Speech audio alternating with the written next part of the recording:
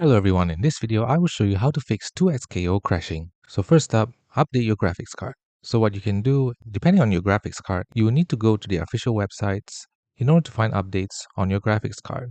Now this depends on what graphics card you have, so you can just go to their official website and see what are the latest graphic cards update that they have.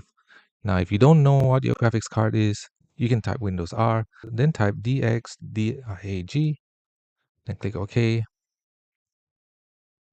and you will see what sort of graphics card that you have. For example, here I have Intel, and you need to go to the official website to check if there's updates or not. I will definitely link this in the description. Next, you can also perform a clean boot. You would press Windows R and you would type msconfig in there.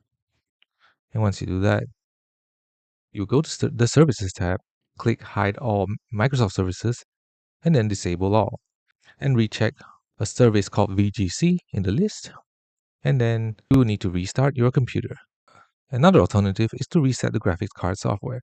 So for NVIDIA, you will need to go to the NVIDIA control panel. Once you do that, select Manage 3D Settings and then click Restore Defaults. Open the Adrenaline Edition application. In the search bar, search Factory Reset and then select Factory Reset System Settings. Another way is to adjust the video settings. Minimizing the video options will reduce the amount of effects on screen and could help you avoid crashing.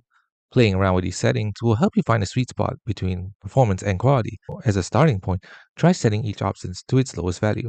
You can access this by pressing Escape and go into the Video tab.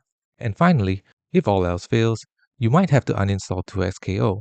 A clean reinstallation can help out with making sure all your files are working as intended and there's no pesky hidden corrupted files causing a ruckus. So in order to do that, you will need to go to your tab and search for uninstall a program, and you'll see here an option that says add or remove programs. And you just need to find the 2xKO, as you can see right here.